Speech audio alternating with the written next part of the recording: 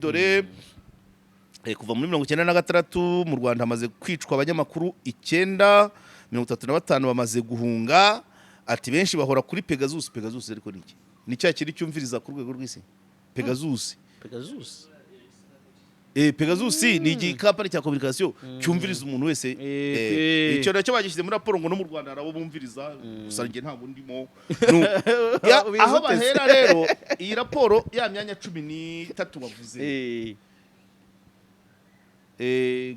gufatwa gufungwa kugira gute biza bihumira kumirari kuko urumva kese ya Jean Paul nakasa mutwe urabizi na Theogene nubwo atatinzemo ariko ntibyari ngombwa urabyibuka urujagararo rwabaye rwo kumenya no kwita icyaha yarakurikiranyweho birangira noneho nta na kimwe rero na Yongwe buriya muri raporo yakajemo nubwo yazize ubuha arya yaziraga ubuhanuzi kwiha icyundi ariko ni proprietaire w'igitangazamakuru no mukuburana rega yabizanaga. Yes byagomba byahungabanyije itangazamakuru nese ntihari abanyamakuru atahembye kura ko afunzwe ntibyafexisi itangazamakuru. So iyi periode turimo ya myanya 13 rero wabazaga naho yagiye itakarira cyane nk'iyo case ya Jean Paul kandi ubwo yari yaje agiye asangamo bacyuma bakarasira batewo umubavu rero urumva byanze bikunze. Hello. Guten Tag. Ni ku ishuri ryigisha ikidage Kimironko tuvugana? Yego, niho wahageze. Der Sprachenhub German Language Academy twigisha ikidage vuba neza kandi kuri make. Kuri ubu tubafitiye amasomo azatangira tariki 6 Gicurasi kubiga ku manywa n'abiga nimugoroba ndetse n'abiga weekend bazatangira ku ya 11 Gicurasi. None se za discount muracyazifite? Yego rwose. Igabanya rusange rya 50% kubiga weekend na nimugoroba rirakomeje kubishyura mbere. Ku bindi bisobanuro wadusanga ku cyicaro cyacu Kimironko hafi y'umurenge ku gahanda karimwe etage nimero 12 cyangwa ukaduhamagara kuri 0793 Reka ncacane ntacikanwa wa. Banguka kuko tugiye inama abashaka kujya kuminuza kwiga imyuga gukora volunteering n'ibindi bijyanye n'ubumenyi bwo kwiga ikidage dore ko kaminuza mu Budage ari ubuntu. Igihe niki kwiga ikidage tujya guhaha ubumenyi tugakira igiti note maze tukiyubakira iwacu. Iyi nkuru muyisakaze hose nta kubyihererana. Yes, reka twongere tubasuhuze abakunzi ba Karegeya Omar Pano twizere ko mumeze neza cyane tubonereho kubaha ikaze ku makuru n'ibiganiro tubagezaho umunsi ku munsi hano kuri Karegeya Omar Pano. Twongeye kubana kandi n'ubundi na mwarimu musesenguzi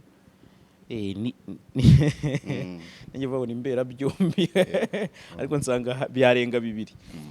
So rero n'umuya makuru hano n'ubundi Karegeya Omar Jean Baptiste ongeye kwirirwa umeze ute cyandaho pe ubona wambaye nk'umuntu uvuye muri ambassade. Ibi turabihorana umukozi wa televiziyo ubundi nuko yakabaye ahora ariko ni ibihe twatangiye ukwezi kwa gatanu twutangirana n'umunsi w'abakozi. Uyu munsi tariki 3 ni umunsi wo kwizihiza ubwisanzure bw'itangazamakuru. Liberté de presse ni umunsi gira ngo urizihizwa ku nshuro 21 kuba watangiye muri 1993. Urumva byose biba bihura kandi iyo mvuze umunsi w'abakozi ngewe pratikoma ikigo nkorera imfura mu bitangazamakuru byigenga byo mu Rwanda turacyari yasi uyu mwaka wose no kwizihiza imyaka 20 twawizije neza rero ukurikije ko twagaruriye abantu ibihe bya kera radio disi kivuka muri 2004 ba Virgile baraza imvi zabaye uruyenzi ba Marino baravuga ba Jabo Jamari ba Isabelle Kabano ba Ernest na Cyril ahubwo ntuza yaraje MC Mande yahavuye nka saa 3 ahubwo yaje nka saa 7 amakuru yasomwe na Clement honorable uyu wahoze ari umuvunyi wungirije wagiye muri yara yasomye amakuru ya saa 7 na ya saa 11. Wow, ayo masaha yose yarahari mbese wari umunsi udasanzwe. Hanyuma hari ibintu nka bibiri nakuyemo kuko nabikurikiranye byose kuva saa 7 usibye saa 12 ninjiye muri studio nyine bageze muri ntuza, ariko mbere nabikurikiranye kuri ayo makuru ya Clement, akurikirwa na MC Mande na Enoke Bahati. Enoke Bahati numwe wa Basirwa, ariko disi amajwi baracyayafite. ntuza se Eddy Kamoso harya ubu ntari Burundi harira we ntabwo yaje. Eddy Kamoso ntiyaje. Hanyuma rero hari abana bita abana kubera utujwi twabo, ariko nabonye ari ibisaza. Siriro na Ntuza na Ernest twarabakundaga cyane mu rugo ku cyumweru saa 4, kubera ko urumva ku cyumweru nabaga ntakoze, nakoreraga ibyumba muri iyo myaka, ariko ntaye Kigali, niwo munsi nabaga niriwe mu rugo. Noneho na madamu tukumva bari abahungu ukuntu bahana ahantu utugambo, nagiye kubareba nibo pe ndebye, ariko Siriro we nayisanzwe muzi, ntazi ko ari we wo mu kiganiro. Siriro Ndegeye ko muzi duhana ibintu by'amafoto, yaragiye mu yindi kariyeri. Yego, amafoto hari ibigo byinshi bimukoresha ku mafoto. Nanjye hari icyo nakoraga cyo mu Bushinwa, amafoto bakambwira ngo Nyamusabe. Yego, ijwi nkareba ukuntu angana, ntareba akajwi. Noneho ngiye kubareba we na Ernest bose usanga nibije ya, ariko utujwi we suragira ngo iracyarimo ngo abo hirya nimutegereze. Narakundaga bari ahubwo. So naho biri mu byashimishije no kubona Virgile. Icya mbere kunshimisha si ukuvuga ngo nababonye nijoro Isabelle yahimbye poeme y'abanyamakuru baciye kuri disi batakiriho, iteye mbese ikurura amarangamutima, irimo bashyaka. Yego, no wari umushoferi, nuko ni benshi. Hanyuma rero ubwo icyashimishije cya mbere rwose ntaciye ku ruhande, nubwo kira kigo kimeze nk'umuryango. Ikigo uvamo ukamara imyaka 15 baguhamagara ukagaruka kuri show, atari uvuga ngo garuka ukore. Benshi baba barabivuyemo, benshi bagiye babivamo bajya mu kazi karenze, ukigomwa uwo mwanya. Benshi babaye abantu bakomeye, abari mu bucuruzi, abari mu mawenije, abari mu ki baraza. Icyo ni ikimenyetso cy'uko bahabanye neza, ari umukozi ari n'umukoresha. Niyo mpamvu byabaye ku munsi w'abakozi. Umunsi w'abakozi ni umunsi wo gutekereza abakozi n'umukoresha bakicara bagatekereza umwaka urangiye uko wari umeze, bagapanga umushyashya, bakibuka abo babanye, bakanagaruka kabisa. Niko twabigenzaga muri SOS, kandi n'ubu ngubu yubaye nanjye barantumira nk'umuntu wahabaye, kuko icyo gihe twabaga tumeze neza, twambaye amakote, turi kudefira muri stade, twabaza ikimasa. Mbese ni umunsi abantu bakombye guha agaciro, ariko ndimo ndabona bamwe baratangiye niba ari ikibazo cya corona, niba ari n'ubukene simbizi. So rero kuri 10 byari nko kwereka abana bari nanjye ndi umwana mu kazi, apana imyaka, ko nanjye ndi mu bamaze imyaka imikeya. Nyuma yanjye nta bakozi barenze 5 bari baba recruté, maze amezi 6 muri kira kigo. Ariko iyo nkibonye uburyo kibanye n'abagihozemo, nyifata nk'umuryango, mpita mbona ko kizasimburira SOS, kuko mu buzima bwanjye imukoresha nemera ni SOS. Abandi byari ukwihitira. Urumva? Kandi nayo nuko twabagaho iyo twageraga ku munsi w'abakozi, n'abahoze bakora barazaga, kuko bose ntawabaga yarahavuye mu buryo butanoze. So rero kira ni ikimenyetso kubona abantu bagera muri 10 bangahe bakoze hariya mu myaka yashize, baza bakajya kuri mikoro batayiherukaga, bari barabivuyemo, baragiye mu zindi domaine. Byarashimishije cyane, kandi wabonaga ko ari umunsi wagize bahaye agaciro n'ubuyobozi bw'ikigo. Ba deje yari ahari ayo masaha yose, na nijoro yagiye onea, yari kumwe n'abandi muri studio. Ubona ari ibintu byiza cyane. So rero ku munsi w'abakozi nicyo cyakagombye kugira, kuganira n'abakozi, abakuze, abahamaze igihe, bakatanga urugero ku bakiri batoya, bakabona ko binjiye mu muryango, bagapanga ibishyashya, kwibuka abahahoze batagihari. Donc ikigo gifite ubumuntu kwa kabisa. Nicyo cyari uwo munsi, nicyo nawushimiye, kuba abo bantu baraje kuri uwo munsi. Urumva nk'abana dufite abana bari muri za 25 dukorana, bakabona n'umusaza w'imvi nka Ntuza nka Jabo Jean Marie cyangwa Virigile bakabona nawe aracyazirikana cya kigo wa mwana itavuga ati ntanjye hanzahakurira nzahasazira kabisa. niba umusaza wahakoze akibasha kuza konka niko navuga antuka rero basubira mu mateka ukuntu bakoze bakorera kuri kwirebero umuhanda mubi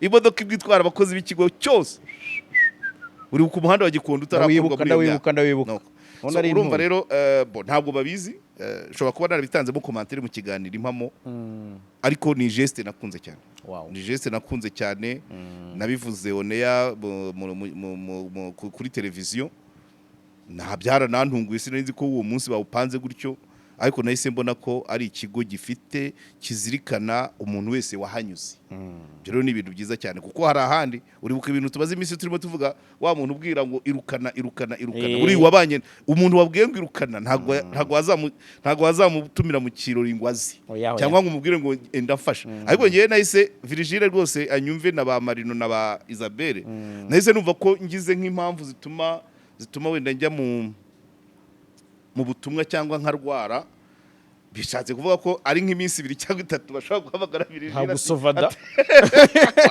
iyo rero ni imibanire y'umukozi n'umukoresha ntago ari ya yindi ivuga ngo aho uciye undi ahacisha umuriro abakozi n'abakoresha ni kuri bakagombye kubana ibibazo bihari bakabicoca ntihagire unaniza undi kandi burya umukozi nibyo bigereka ko disi ishobora kuba inunguka cyane kubera ko iyo abakozi bakunda ikigo bakora umurimo bicara bahimba n'udushya ibiganiro nibo bicara babihimba kugira ngo se nyiri gushinga radio yavuga ngo ikiganiro bazakita gutya reka ni wowe ukita wabona izina ritagurisha bugacyo ukarihindura ugakora nk'uwikorera abakoresha bose nicyo bakagombye guharanira ntabwo ari baba nibo ngo kiraje bagahita biruka umukoresha yakwinjira kuri portail nini ukabona abantu bose baranyegera bamwe no iri mikorere umukoresha mubi ni bene uwo nguwo ariko umukoresha mwiza nubana n'abakozi neza akumva ibibazo byabo nabigeze kumubera abakozi bakaguma bakabana byonyine no kugira nimero zabo ukabahamagara kandi bakakwitaba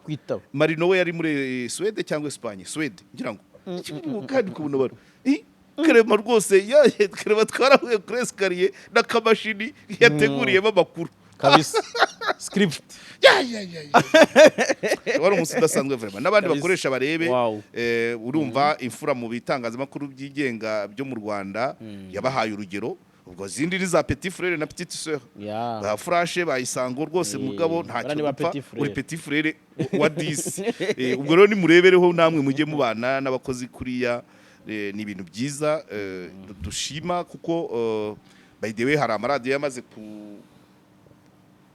haratagikora harataguza haragenda nabi ariko hari n'ayandi yagiye avuka nibaza ko niba ikigo cya mbere cy'itangazamakuru cyigenga cyavutse kimaze imyaka 20 n'abandi ntibagombye gucika intege bagombye kugerageza bagataguza hari nabo ubona nabo bakirezisha so bakazagera aho ngaho nkanjye ubunize nanjye ubunange ikiganiro cyo umunsi TVT izaba yuzuza imyaka 50 bazamamagara ntanga ikiri kiganiro cyane rwose n'abagendera mu mbago n'abagendera mu kagare n'abanambaye rinete nzaza cyane ibyo rwose ndabibemereye na 40 meme kuko byaze bikunze ntago bazuzuza 30 ntagihari ariko banyeneye nzajyanza byanyeretse ko ntacyo twapfa niba ntacyo bapfuye nabariye sibyo se niba bariya barihanganye mu buzima bwariho cyangwa se ikigo kikihanganira bariya nanjye kizanyihanganira nanjye nkihanganira ibyo bivugiya so ntago bitinzeho byo kuba byo gutandukira nari nakoze introduction mbabwira ngo cyumweru cyabayemo umunsi w'abakozi hanyuma kinabamo umunsi w'ubwisanzwe bw'itangazamakuru kandi twe turabakozi b'itangazamakuru urumva iyo minsi yombi iratureba sawa aho rero ni naho nashaka guhita nanjye njya kugira ngo tujye kuri icyo kintu kijyanye n'ubwisanzure bw'itangazamakuru cyane cyane ko n'ubundi byanahuriranye n'uko raporo y'abanyamakuru batagira umupaka yasohotse yego ni ukuvuga ngo ibyo bifite icyo bivuze cyane mu bijyanye n'ubwisanzure yego bw'itangazamakuru. yes iyi raporo Reporters sans frontières n'ubusanzwe Nabonye isohora twasubiye inyuma. isohora yego twasubiye inyuma turaza kubisobanura. Twavuye ku mwanya w'131 tuba ndavuga ubwo u Rwanda Yego. uravuze ngo twa Yego. winjiye mu nkuru nanjye nanjye umpezamo Ese turi u Rwanda rwasubiye u Rwanda rwasubiye inyuma imyanya 13 n'amanota 6 aratakara kuva ku mwanya wa 31 ukajya ku 144. Icyo nashaka kubwira nuko iyi raporo isohoka kuva muri 94 kuko yatangiye no uyu munsi bawushyizeho muri 93. Iyi raporo ni ya 21 urumva ni imyaka 21 rero bitangiye. Buri igihe cyose isohoka kuri no tariki. Ubwo yatangiye 2003. Yego raporo yatangiye raporo yatangiye 2003. Buri gihe rero ku itariki nk'iyi 3 Gicurasi nibwo raporo isohoka ikerekana uko itangazamakuru rihagaze ku rwego rw'isi. Ni raporo idakunda kuvugwaho rumwe. Mbere yuko mvuga ngo twaramanutse, ubwo yuvuze ngo twaramanutse ngo nawe ushobora kuba uvuga uti buriya batwibye amanota baratwibye, harya ari ikipe bitwa ngo baratwibye. Ubwo natwe turi baratwibye. Igihe cyose nta na rimwe iyo yawe reka nkubwire nta na rimwe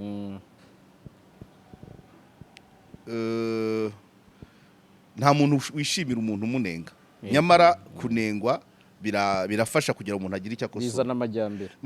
Ngarutse kuri ka kantu nari maze kuvuga ka Radio 10. Radio 10 yavutse ku cyifuzo cy'umukuru w'igihugu. Yego. Ariko ibaze ngo kubera iki? Nuko yabonaga radiyo imwe yitwa iya leta aha bageti ishobora kuzatinya kumubwira ibitagenda igahora imubwira ibizima bikaba byatuma atagera ku ntego ze paswe ntago bamweretse abariye VUP, ntago bamweretse abituma ku gasozi, ntago bamweretse iruswa. Urumva arareba bari mu nama, niko boss Nyagahene yatubwiye Eugene. Bari mu nama ariko ntawe Nyagahene mwagerageje mugashinga ikindi gitangazamakuru kigenga kuri initiative ya president. Bishatse kuvuga ngo yabonaga ko kimwe kidahagije. Ni bya bindi nkunda kukubwira ngo igihugu kitagira itangazamakuru ni nk'inzu itagira idirishya. Idirishya rya mbere rero ni Radio TV 10.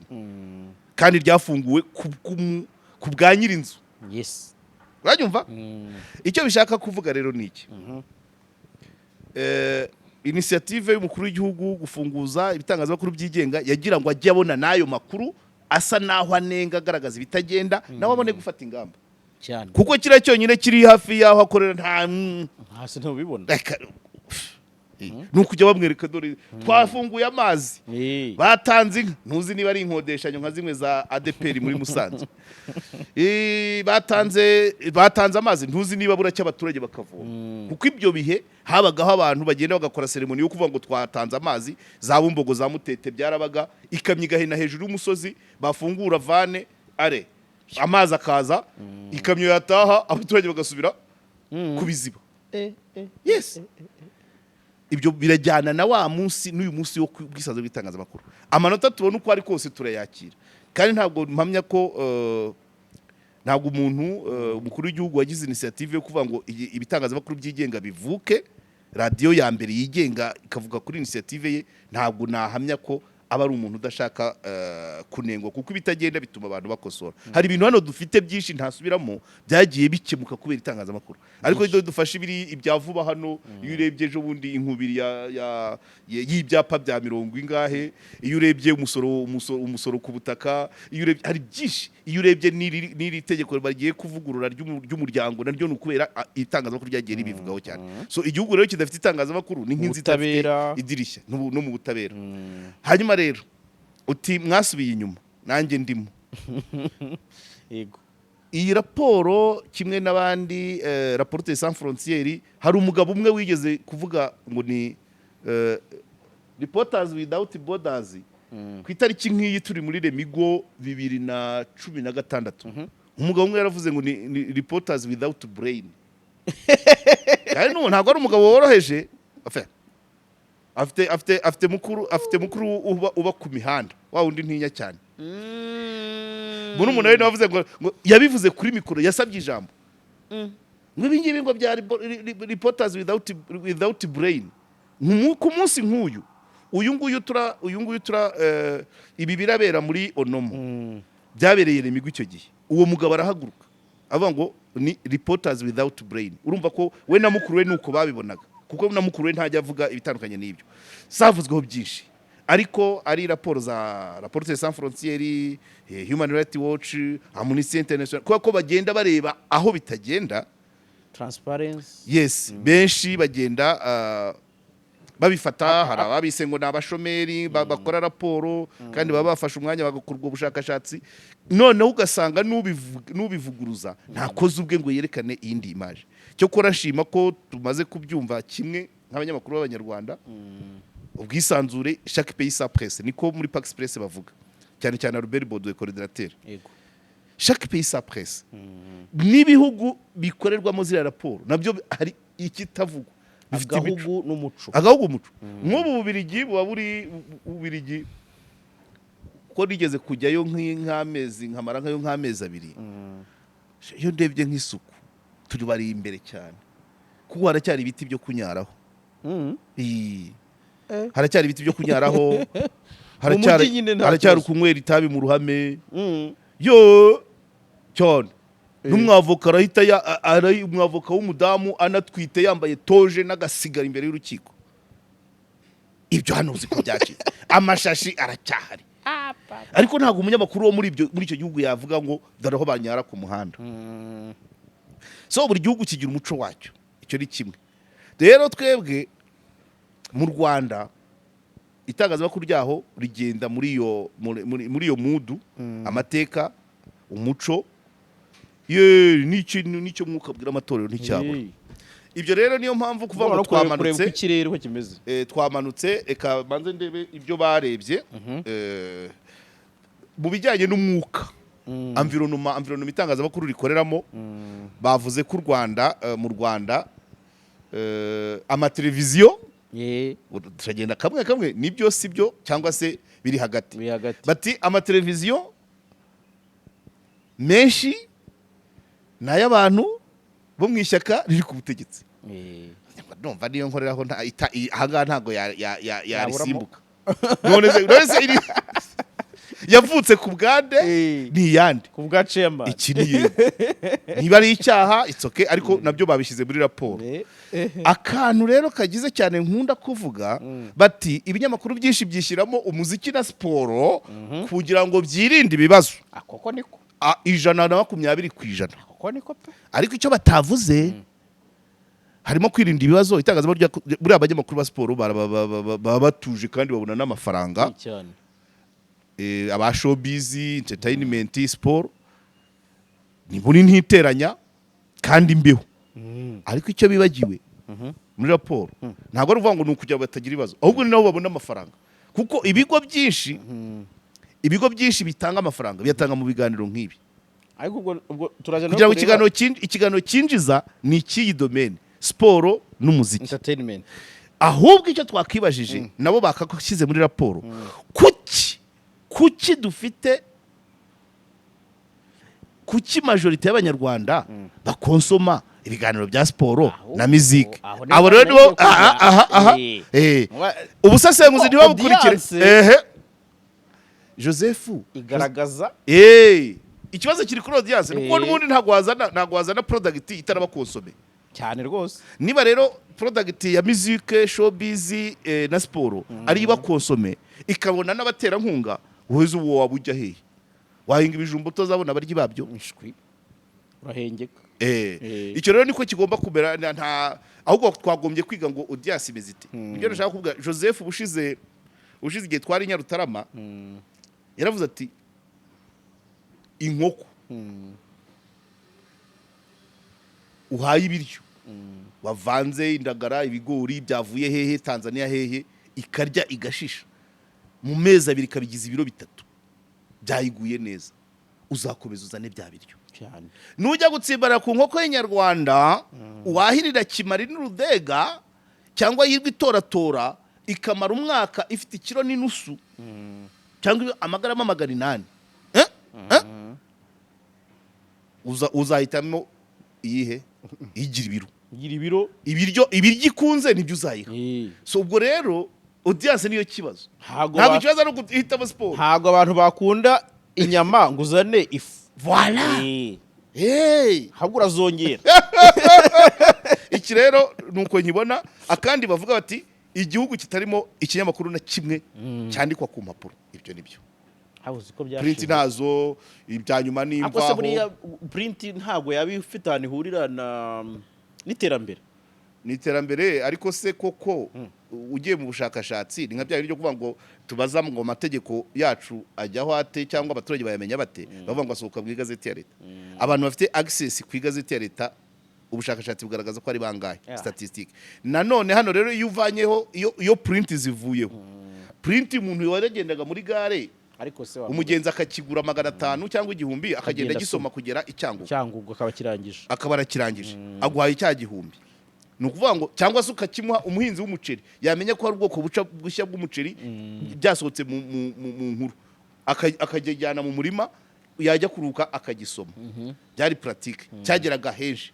So pour moment iyo print simbuye na online, wakoze ubushakashatsi icyo ubushakashatsi bugaragaza ku bantu bagira access to online ni bangahe? Smartphone, internet. Umuhinzi w'amateke azamenya gute isoko ryayo niba wabisohoye kuri internet? Ufite gatoroshi cyangwa karasharana matushe. Ariko se umuntu waguraga igitangazamakuru akagisoma, buriya ntabwo ariyo kategori n'ubundi y'abasoma kuri internet. Hari icyo wiyibagije, yagisomaga wenyine. Oya, ngewe naguraga umuseso muri gare, ngiye ibyumba muri bisi, page ndangize mpereza mugenzi wawe, aho uransinze. Nagera ku kazi kikabanza kwa chef technique, bose batondaga iwanjye baza kureba umuseso. Chef technique akagifata nawe akagenda akagabana n'abandi, yakirangiza agahereza undi. Print yasomwaga nibwo nakiguraga ngewe n'ubu mbishoboye, nakiguraga 300 ariko mu minsi 2 cyabaga gisomwe n'abantu 100. Icyo twaragihombye. Wanyumvise? Aho ndemeye. Bisi do exemplaire ebyiri twagendanaga muri Atrako. Twagendaga muri Atrako ngiye gukora ibyumba. Habaga harimo ibinyamakuru 2, icy'umuseso n'icy'umuvugizi. Twageraga ibyumba, buri muntu wicaye muri iyo modoka yasomyeho. None se watiza undi telefone. Aho ndemeye. Amayinite yagushiraje sitiza. Kuko nanjye nasomye byinshi ntaguze. Ndacyandabifite nushaka uzaze kuko ngewe nimero yose naguraga narayibikaga. Mvuye no ku kazi narayibikaga ku kazi, ariko mvuye ku kazi narabipakiye byose, niyo nimutse nibyo mbanza ndabifite kabisa. Good. Icyo rero kuri print urumva umvisa kandi hanyuma ati abanyamakuru ba investigation ntibagikora, n'abakoze bagira ibibazo, ati cyo kora hari bake bagerageza kuri social media, YouTube, kuri social media. Icya investigation cyo ni ikibazo. Investigation isaba umwanya, isaba amafaranga, isaba ubuhanga. Udafite amafaranga ntiwajya muri investigation. Ishwe nizo nge nitwa komeruka na amafaranga ya RG nabaga nahawe ntabakubeshye. Izo nitwa komeruka ari umuhanda wa baseruko mu Nyagatare na ukozeho kuri financement ya RG, ari imigano yo muri Rurindo na amafaranga ya RG, ari ishyamba rya Nyirakinihira muri Ruhango nta mafaranga ya RG, ari ibyo muri WDA ku mafaranga yahaye abantu amakampani ya Baringa, ayo amafaranga yakoreza aho ngaho ntago we wayabona. Ntago ari ikigo cyose icya mbere iyo nkuru irafata umwanya. Ni ikihe kigo gifite umwanya, gifite ubushobozi bwo kuvuga ngo munyamakuru byarase maramezi 3 tuguhemba ukora iyi nkuru imwe, handi bakubwira ngo twereke inkuru 10 ku munsi. Iyo speed ntago yabona nta munyamakuru ya investigation, inkuru ya investigation uyikoze munsi y'imisi 15. Hari ibyo wabubura ukurikije na klima ya hano, kuko urazakenera balance. Nk'icyo gihe nkora ku migano nasabye rendezvous muri Rema Marado semaine. Nk'icyo gihe nkora ku muhanda wa Basi nasabye rendezvous muri Minefura mara ibyumweru 3. Bampa amakuru ari uko maze kuregera umuvunyi kwa Kajangana. Ubwo uruviye situation, ninde muntu wakubwira ngo ninde mukoresha bavuga ngo fata umwanya ukore kuri no nkuru nushaka uzayimareho amezi 6? Biragoye. uzi ko kubona amakuru ya hano ayo kuri tele aba ari open unafataga akamoto Balance. kumingano Balance nigura. nafashe akamoto ndagenda nafashe bisi ndagenda ngeze mu Kinini fata akamoto karanzana umuhanda wose ndagenda ahantu bitwa mu kaje vongera aho yitwa mu kagari ka Munyarwanda kuri Yanzi ibyo byose mbireba aho imigano iteye aho idateye byose nkakora ariko kugira ngo uzabone imibare muri remo byamfashe 2 semaines umuntu amarandevu ya saa 3 z'ijoro muri environnement ninde wajya gukora ibyo bintu bya investigation biragusaba amafaranga biragusaba umwanya bisaba ngo ufite financement umukoresha kure aguha uwo mwanya aguhe nayo mafaranga ninde mukoresha waguhemba amezi 3 uri ku nkuru imwe ntiwirengagize ko muri newsroom bavuga ngo twereke inkuru 3 ntiwirengagize ko bene nk'iyo nkuru ijyamo umusiniye ntabwo bafata umuntu wese ngo genda kandi abari n'inkuru ishobora kuba yahagarika iki yahagarika inkunga cyangwa ubufatanyabikorwa nacyo nujya gukora investigation nk'ubu hari nka investigation ikiri pending abantu bazize impanuka abantu bapfuye bitunguranye bari muri mobile money cyangwa Airtel money bigenda amafaranga yabajyahe ariko ngira ngo niba ari amezi 6 ntabwo mbizi neza ariko nyuma y'amezi 6 ushobora kuyasaba uri umunyamuryango wapfuye umunyamuryango we umuzungura itegeko rabiteganya ajyahe oya kubamaze gupfa imiryango yabo yarayabonye nyine niyo ngwa ngo ni sije investige abantu baguye bapfuye mu buryo butunguranye bari muri mobile money na Airtel money ninde munyamakuru wakoze investigation ngo kurikirana nagiye mu miryango yabo abaze ngo amafaranga ari ku telefone ye mwarayabonye bagusabye ibihe byangombwa cyerekana ko uri umuzungura we niki parce que mobile money ntigira mandataire iyo ni topic byigeze kuvugwaho hakibaho radio yitwaga KFM yabagatanazi byarangiye gutyo ninde hanyuma rero icyo nari nyivugiye urakora iyo nkuru MTN yamamazi wanyu Airtel yamamazi wanyu waheraye ibi rero bakagombye kubireba okay hanyuma rero ibijyanye na politique nabyo babirebyeho bavuga ko ubutegetsi bushobora kugira uruhare mu kwirukanisha umunyamakuru ubangamye birashoboka cyangwa umuterankunga icya kabiri akongera bakavuga ko RTRM ihora ari igikangisho nka media de hene ku buryo umunyamakuru wese ajya gukora inkuru abatindagwa mu mutego wa RTRM ariko aka kantu reka nkavugeho neza nigeze kuvuga mu kiganiro impamo politikoma ntabwo igihe cyose ntabwo itangazamakuru rigomba kureberwa mu mboni za RTRM igihe cya RTRM hari abanyamakuru bakoraga neza hari ibitangazamakuru byakoraga neza bari abasamugodi bari bahari ba Mugabo Justine bari bahari ba Ravi bari bahari ibitangazamakuru za Kibera inka zaje zihari za Kanguka babyumvangura Kanguka za Kanguka niyo ya Ravi babyumva abitwaga abantu za wundi wagiye kuri Muhabura Basirasi Mbonimana abantu bari bahari RTRM niba yaraje ikaziba byose no muri native twagombye kujya tubonamo tubarokonesa abanyamakuru bakoraga neza contre RTRM RTRM ni igaruka cyane rero kugira ngo bakange nkaho icyo gihe abanyamakuru bose bari bihindu gembe no n'umunyamakuru n'uwabaye ministre w'itangazamakuru wa mbere w'iyi leta yari umunyamakuru muri Ngoma Jean Baptiste abo bantu bakagombye kuhabwa credit ku buryo umuntu wese atumva ngo itangazamakuru ryarashenye buryo bibalance yes uyu munsi ni umunsi wabyo ndabyibuka ibizamini 2 nakoze kuri Radio Rwanda buri gihe muri dissertation baduhaga ikitwa ngo itangazamakuru rirasenya itangazamakuru rirubaka disserté développer ndabyibuka kimwe cyari gihagarariwe na Mugabo Justine ikindi cyari cyabaye na Sebarinda Kajugiro Fideli ikindi cyagarariwe na Peacemaker ndabyibuka ibyo bibiri nabikoze byose ari iyo topic nkabidevelop nabitsinze naviriyemo muri studio kwa nkubita oneya bampaye amakuru gusoma ijwi ryari ryaragiye kubera ibibazo byinshi so rero birakenewe ko tuzamura n'iryo jwi ry'abanyamakuru bakoraga neza mu gihe cya RTRM ntibyitwe ko icyo gihe yari RTRM yakoraga yonyine nimere nkaho basibomana mabirisi nimere nkaho isibanganyije byiza by'abandi yes icyo rero ni ngombwa muri politike ibigibi amabirisi kabisa hajya nero niwe niyakoraga icyo gihe aya yarataraza egekaho kimwe na bankundi biza bawegetseho. Mu bijyanye n'amategeko baravuga bati abanyamakuru barumvirizwa ku matelefone yabo, barumvirizwa ntibisanzure, abandi bagafungwa, abandi bakagira gute, bagatotezwa, bakabuzwa kugira ibyo bakora. Ibi ngibi kubibonera facts, umuntu yumvirizwa, nge sinzi buriya niyo ndi ikinyange muri ibintu bya communication. Ntabwo nzi iyo telefone yanjye yumvirizwa n'iyitumvirizwa. Wabimenya se?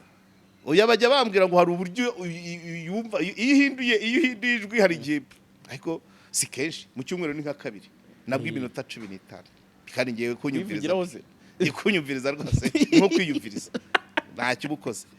Aha, ingingo ikomeye cyane rero y'ubukungu nibyo byabindi nakubwiraga. Investigation isaba amafaranga amafaranga, umwanya n'ubumenyi, kandi amafaranga urayahabwa na boss cyangwa uyishaka, kandi umwanya nawo ni amafaranga. Agira yaguhemba, agira naguhaye, ajya mu nkuru, agira n'uwo mwanya wowe udahari. Economy bati publicité zirajya zose mu kigo cya leta, ibyo ni bisanzwe, byarananiranye, twaravuze twararushye, ariko n'ahandi zijyayo. Zingana iki publicité iwawe ufite zingahe? Ntabwo uri ikinyamakuru hano ntibabara. Pado publicité. Icya kabiri, kuba rero kuba abanyamakuru bakennye bituma bakira ruswa ngo bakore uko ubahaye ashaka. Twagize aba freelancers, icyo nicyo giti abirwa bajya kureba muri hoteli yabona banderole ati uyu munsi hano ndaharya nahana 10, noneho ntangaza ibyo bavuze cyane. Nakunze kubivuga ngewe, ugasanga umuntu agiye hariya amuritse ubushakashatsi, ntabahaye raporo, akarezime avuze mu minota 15 ugatahana ibyo, ntacyo utahanye amafaranga no kurya gusa. Wagombye kuvuga ngo mpiyo kopi nanjye byikorera. Ngewe rero ndavuga ngo yizane, si ngombwa konza, nzayisoma nanjye nyitangaza uko nabibonye, kuko hari ibyo batakweretsa aho ngaho. Nahere kuri ba transparency, kandi kuko bari transparent. Ngewe mbere yo kuntumira ngo turamurika, urabanza ukama, noneho nkaza ugatangira kumurika ibyo wabonye nanjye nasomye, ndavuga ngo kuri iyi page dore akundi ni nibyo. Uza kuri hoteli rero wese uko akora. Najyaga nkunda kubibwira abanyamakuru. Hari umunyamakuru kazi w'imvaho umukobwa yambwiye ati uyu munsi inkuru zabuze. Mwana mukobwa mwiza, inkuru zabuze zite? Ndamubwira Auditeur General yasohoye raporo, umuvunyi yasohoye raporo, Transparency yasohoye raporo, basohoye igice cya kabiri cya budget revision budgetaire. Sinzi ikindi namubwiye statistique, ibintu bine ati zo zarashaje n'ibintu birimo. Auditeur General amapaje 900 asaza ati umuvunyi wamenye imanza zaciwe mu buriganya cyangwa mu karengane. Umuntu ibaza ibyo bintu bitanu byose avuga ngo byarashaje, ntabwo bisaza. Ngiye buri raporo Auditeur General nyikuraho umwaka wose isimburwa ninde, kuko ugomba kumenya ngo aka karere bakareze iki, muri environnement bimeze bite, imihanda yariwe ni yihe. Umuntu akabwira ngo byarashaje kubera ko we aheruka cyagihe Auditeur ajya mu nteko, kuri we iyo niyo nkuru.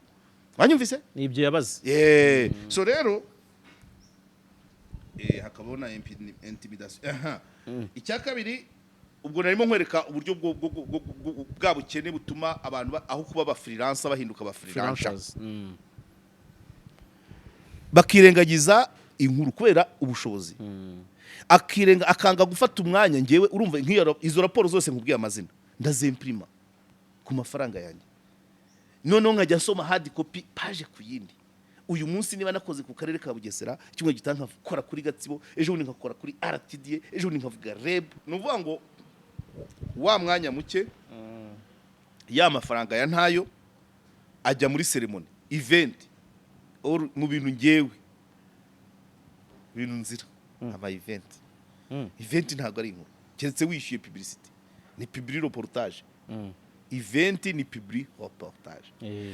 Ari ikigo nigeze gukorera hano mu mujyi ngo barishyuraga y'umuryango, niba ari Adra iki RSSB, hari ibigo byabaga byarishyuye nge ntabizi kuko ntawe nawuriraga n'amafaranga. None na Redita umunyamakuru akazana inkuru ngo batanze inka Nyagatare.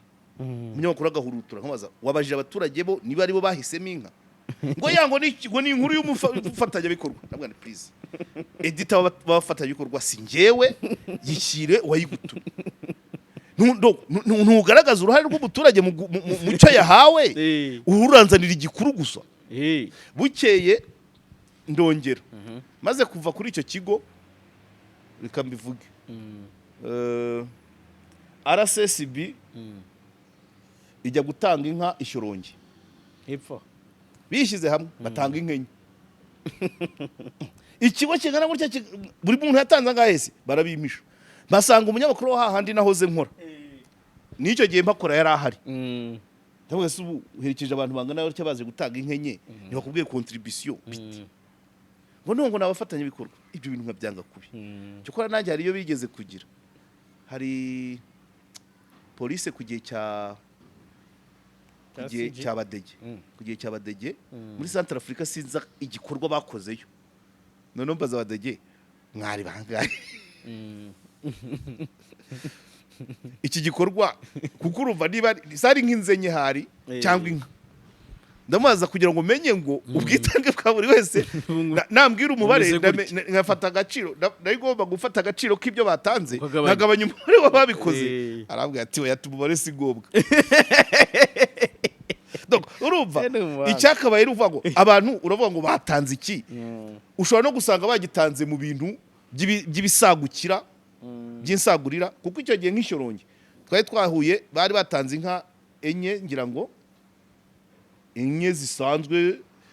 Hari umuryango twari twaherekeje w'Abayisilamu witwaga Direct Aid, wo watanze inka 12 zihaka cyangwa zonsa, batanga n'umunyu. Izo detail nizo twari dukeneye. Wa wundi wa cya kinyamakuru rero ari inyuma yabo ngabo batanze nye, ndavuga ni nutaha utamenye ngo contribution ya buri muntu nta nkurira birimo. Ati nabafatanyabikorwa, ati ku kazi banyohereje. So urumva kujya muri iyo cadre nibyo no muri raporo bavuze ko ubwo buzima bwo kugira ngo ukore utari muri wowe, itangazamakuru urikore nabi kandi urishaka, urikore nabi nta mafaranga arimo kandi uri gukoreshwa ibyo utemera. Nibyo bituma babishyize muri raporo ko tugenda tubura abanyamakuru benshi bajya mu kuba ba PR. Ibyo birazwa, aba PR bose b'uturere no mu bitaro bahoze ari abanyamakuru. Hari n'umuhungu PR kuko bahembwa. PR arahembwa, afite rama, ashobora kwaka credit, ariko ubwitangazamakuru rirahombye parce que bajya kuba aba PR nibo abanyamakuru bazima tuba dufite. Agakora neza, ariko agakora muri za kondisi, akabona n'ubundi ni ubu PR nigendere.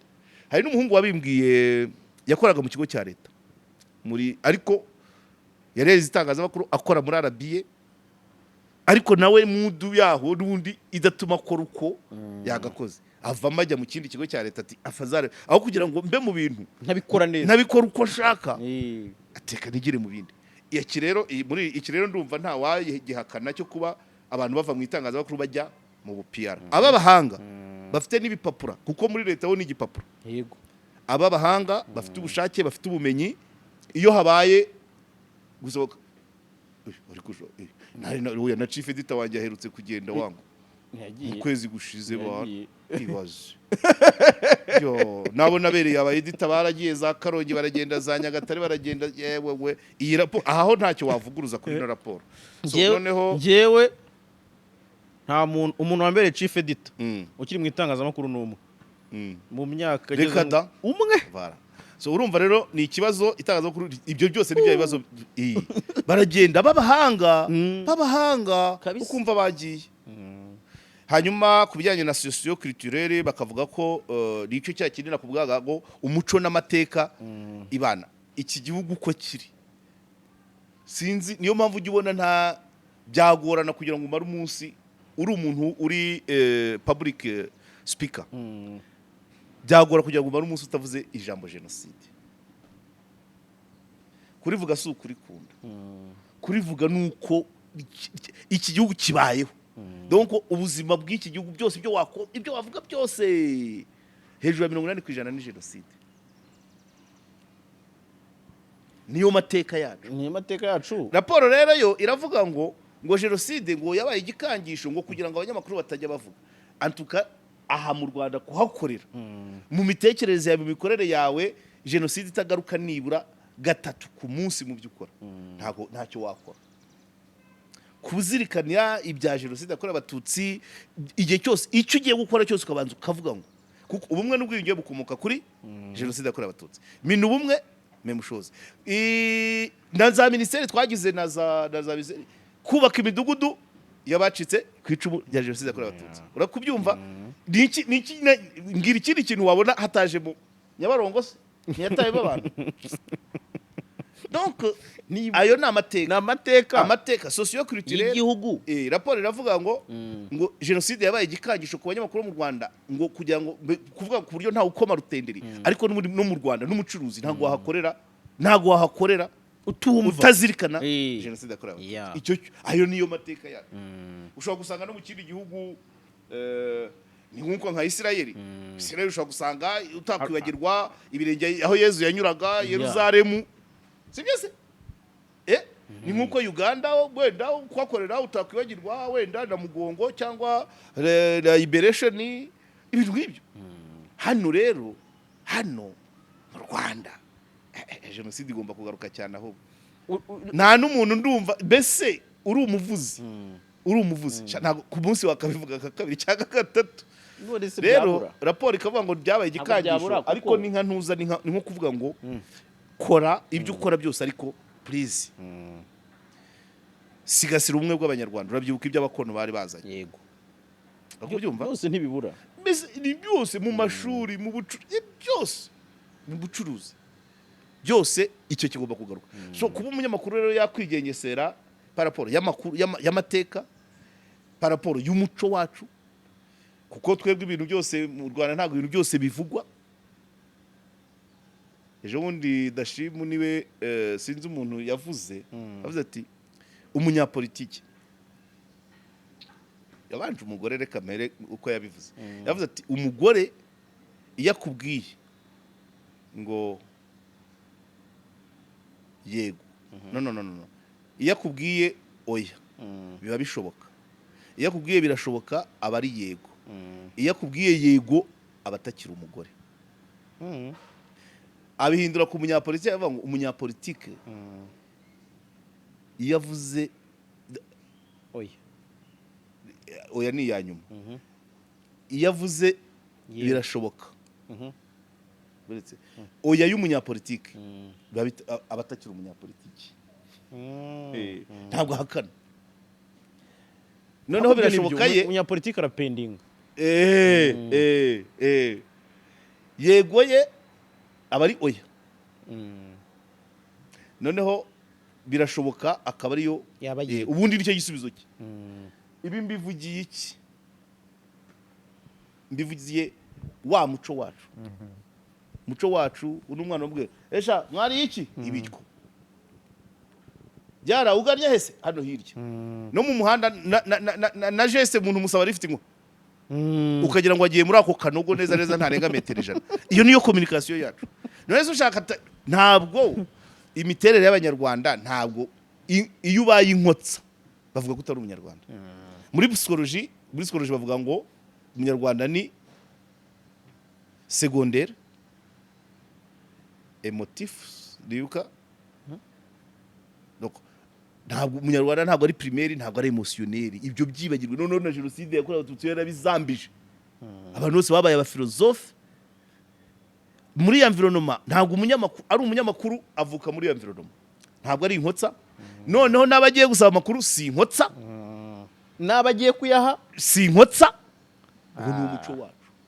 Ntabwo ruvuga ngo igikangisho urabanza ukumva icyo mwuka abwira amatorero aho hafi. Ese iyi nkuru nisohokera mariki n'urugero ndabyibuka none igihe abanyerondo batwika abana muri rigore hara kuri shiki nakoze ngewe urumva muri bwiza narishinzwe igifaransa n'icyongereza.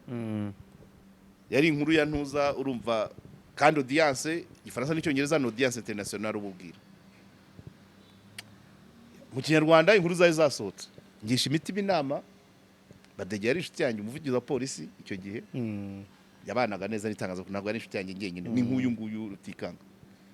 Banza kubaza Badege iyi nkuru ko ngiye kuyikora nahitaga mbona ko birangaje nyine inspiration de droit de l'enfant ndamubaza ambwira ati Batista ati yihorera ati nabo mu Kinyarwanda sinzi impamvu babitangaje urumva wa mwuka abana nari nasuye famiye zabo bana umuryango umwe wa hano mu Kiyovu nari nawusuye bambwira uko umwana yari yagiye akarara hanze yatangiye kwiga ubumayibobo atarabumenyera bakamutwikiramo inkuru yari yuzuye ngeze aho nanjye nzana bwa budasa byabanga abanyarwanda tugendana sizi ukuntu abanje kubaza abadege arambuza kandi noneho aho kugira ngo uyikore byakubujije wayikora batakubwiye nuko birarangira uwo ni wo muco iyo ni context yacu ntawo context yacu nta nkotsi ba hano iyo ubigerageje afatwa nk'inkotsa iyo ubaye primaire ukaba emotionnel bavuga atari ku bundi uyu avuka he cyangwa se uyu ni uwahehe hano ntabwo ari ukuvuga ntabwo ari ufugaguzwa uvuga ibipimye wakabanza no gupima impact yabyo n'icyo byamarira societe kandi umunyamakuru akora muri intérêt général de la société kabisa ntabwo ari ku nyungu z'abantu uri kunyumva raporo rero mu kuyikorayo igira ngo turakora mu nyungu z'abari bayikora wowe dukora mu nyungu z'abanyarwanda so numva gusa nabonye ibijyanye n'umutekano bavuze ko tuba turi surveiller telefone zumvwa cyangwa ukajya kuri tele bakakohereza amaneko wamanuka ugiye kuri field watangira gufotora ukumva umuntu akuri inyuma abyimbye kwitako ibyo byambaye muri corona ku Rusumo abahungu bambaye amapantaro y'umukara n'amashati ya blessieri aho ngeze bakahagera aho ngeze ndinava ku mupaka ntacyo nkoze amaguru y'inkoko cyane badatebeje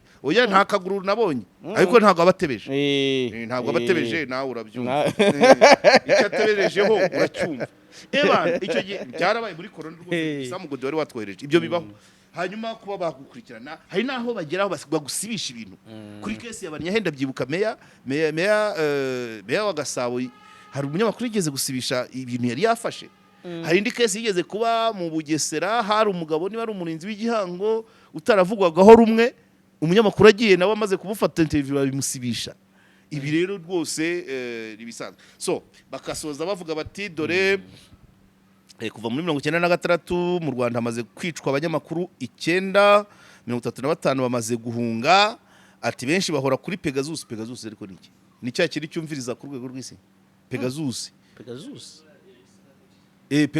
ni igikampani cya communication cyumviriza umuntu wese icyo nacyo bagishyize muri raporo ngo no mu Rwanda harabo bumviriza gusa nge ntabwo ndimo aho bahera rero iyi raporo ya myanya 13 bavuze gufatwa gufungwa kugira gute biza bihumira kumirari kuko urumva kese ya Jean Paul nakasa mutwe urabizi na Theogene nubwo atatinzemo ariko ntibyari ngombwa urabyibuka urujagararo rwabaye rwo kumenya no kwita icyaha yarakurikiranyweho birangira noneho nta na kimwe rero na Yongwe buriya muri raporo yakajemo nubwo yaziraga ubuhanuzi kwiha icyundi ariko ni proprietaire w'igitangazamakuru no mukuburana rega yabizanaga yes byagomba byahungabanyije itangazamakuru nese ntihari abanyamakuru atahembye kura ko afunzwe ntibyafekisi itangazamakuru so iyi periode turimo ya myanya 13 rero wabazaga naho yagiye itakarira cyane nk'iyo kesi ya Jean Paul kandi ubwo yari yaje agiye asangamo bacyuma bakarasira batewo umubavu rero urumva byanze bikunze detail ya raporo nzongera nyisome nitonze byanze bikunze izina Jean Paul ntizaburamo hanyuma abahamagarwa bakongera bakarekurwa abagirwa inama ababuzwa topic zimwe na zimwe numva ngo ari n'abavanishwaho inkuru ngewe nta muntu uramvanishaho inkuru nanjye pe ngewe imyaka nkoze nta muntu urambwira ngo iyi nkuru yikureho ashobora kumbwira ati tuganire wabivuze nabi wagoretse na wa wundi kuri raporo ya transparency yavuze ngo yambwiye ngo iyi nkuru itandukanye n'ukuri yambwiye ni wowe uzaze tuyinoze dukora ikindi kiganiro tuyinoze ureba ntashobora kuvuga ngo ntabwo yigeze aza uri umudokiteri mu mategeko cyo kora kugirwa inama z'uko za topic nakwirinda ntibisanzwe nk'abandi banyarwanda nk'uko nakubwira ngo reka primus ibyimbisha inda nk'uko nakubwira ngo ivana umwana kuri iri shuri umujyane kuri iri ibyo ni ibisanzwe muri ry'abanga abanyarwanda tugendana kabisa. So, muri make n'ibyo byanze bikunze aya manota 6 twabuze, imyanya 13 twasubiyeho inyuma.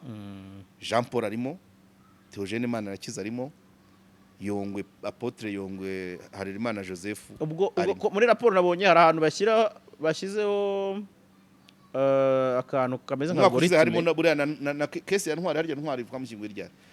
Ntwari n'umwaka ushize. Komeza. Akantu nabonye kariho bagaragaza ko abanyamakuru bapfuye umwaka ari 0, ariko abafunzwe babiri. Aho ni entre Jean Paul na Theogene. Kabisa. Nibo binjiye muri gereza, urumva Yongwe bamufata nka boss w'itangazamakuru, ariko nawe nanone ntuza byamubayeho byagize ingaruka cyane cyane. Gereza abo yambuye zuko atara ari libre. Nibyo reka mbabwire ko amakaro meza ari ku Ikaro Plaza hariya i Remera, na ahantu mushobora gushakira ibikoresho by'ubwubatsi byose bampereye ku makaro, kubera ko inzu yitwa Ikaro Plaza ariko bafite za rangete, bafite za gypsum, amarangi avanze neza, ari n'ibindi nabonye bimwe bisepara inkuta, bafite byinshi. Mwahagera ukatiye imbere ya gare y'Iremera munsi ya station ugatambika hirya hari inzu y'umweru iri haruguru y'umuhanda, cyangwa mukabahamagara 0783 450 46. Iyo niyo nimero ya Ikaro Plaza. Ariko mbere yuko wenda tunasoza Karegeya kuri ino case, ko ubwo turagendera kuri Current, Jean Paul, Theogene nibo banyamakuru bisanze mu mvuto. Impamvu twabarebamo cyane muri iyo mboni nuko n'ubundi case yabo ifite ahantu ihurira n'itangazamakuru, cyangwa none abanyamakuru handitse hanze ngo journaliste détenu, abanyamakuru bafunzwe kabiri nabo ngabo. Ariko no muri raporo imbere babishyiramo muri cya kindi nakubwiye, nuko na muri cadre politique y'itangazamakuru tubona abanyamakuru benshi bafungwa bicara baburana, ariko kuri case zitafite aho zihuriye n'itangazamakuru. Aha rero n'ubundi logique y'abo bantu bakora raporo, nanjye nabishyira muri raporo. Kuba umunyamakuru ni umwuga, ntabwo ubusiga. Ushobora kugwa mu cyaha kubera umwuga. Ushobora nka ntuza par exemple Jean Paul wundi ntuza Jean Paul uyu nguyu w'imvaho yitwa nde, uriya munyagatsibo mu Gikara wiherutse gukatirwa Kayitare. Voilà. Kayitare si itangazamakuru. Hanyuma se uriya muhungu uriya wa Fine wabukuruye wabumazemo tonto si itangazamakuru se. Donc umunyamakuru kuba ko ari umwuga, ntabwo umunyamakuru ntabwo umunyamakuru kubera iyi mikoro, ntabwo umunyamakuru kubera press card. No, ndamuri ku manywa nijoro, mu rugo, mu Rwanda, mu mahanga, mu bukwe, ku kiriyo, mu irimbi, hose ndi umunyamakuru. Ibyo wanzanaho byose rero birataka umunyamakuru, kandi hari n'ibyo wansangamo n'ubundi nari mu kazi, kuko ntabwo umunyamakuru avuga ngo uyu munsi nkagiyemo. Mpora mbivuga rwose, kandi nabisomye ahantu ngiye gukora ikizamini muri cya kigo, usanga ngo an editor is never off. Umutumire mu bukwe ahari nk'umunyamakuru, ntabwo arayibona ngo ayisige. Uko byumva niko Jean Paul yagiye muri RIB, bamufungiye traffic, akabonamo umwana agasohoka akora inkuru. Nta munyamakuru ugira konji, ahora ari we. So rero gutandukanya ngo iki yakiguye mate, ushobora no gusanga bacyamplifiye kubera ko ari umunyamakuru wagikoze, sibyo? So rero biragoye kuvuga ngo ubundi hakabaye kuvuga ngo RMC akabaye yinjira mu bibazo byose bibaye ku banyamakuru, akaba ari ivuga ngo idesida ngo gifitanye isano n'umwuga upa, ariko byose yabanje kubijyamo kuko byinshi rwose. Use nuza Jerome bamukubitira mu mabuye y'agaciro n'abandimbati bamukubitira mu mabuye y'agaciro muri Muhanga, za Kabacuzi cyangwa za Nyarusange, sakazi cyane. so rero kubitandukanya biragoye niba tugifite communauté iritekereza ngo aha ni wari we ntange mba nta muri pe icyo nagwamo cyose mba ndi umunyamakuru ubu muri pe ibyo byakagombye kubanza guhabwa agaciro ariko guhita uvangura